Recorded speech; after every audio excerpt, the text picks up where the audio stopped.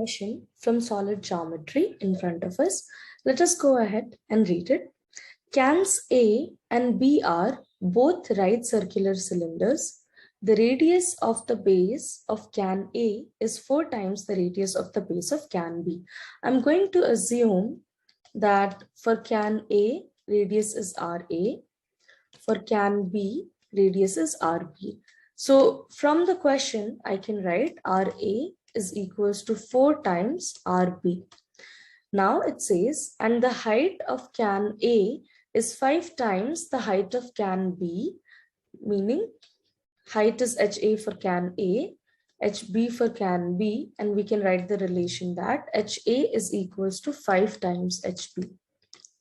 Now, as we know what is the radius and height of can A and can B, we can write the volume of can B in the formula pi r square h for any right circular cylinder.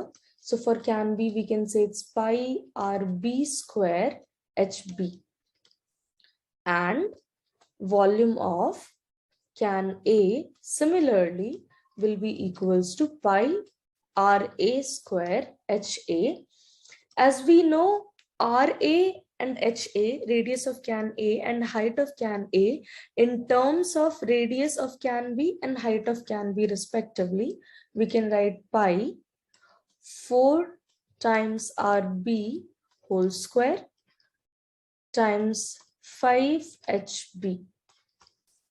And this is pi 4 square is 16 times RB square times 5 HB. Now we can multiply the numbers here. That's 16 times 5 is 80, and we have pi RB square times HB, which is nothing but the volume of can B. So we can say that volume of can A is equals to 80 times volume of can B. So our answer is option G. Thank you.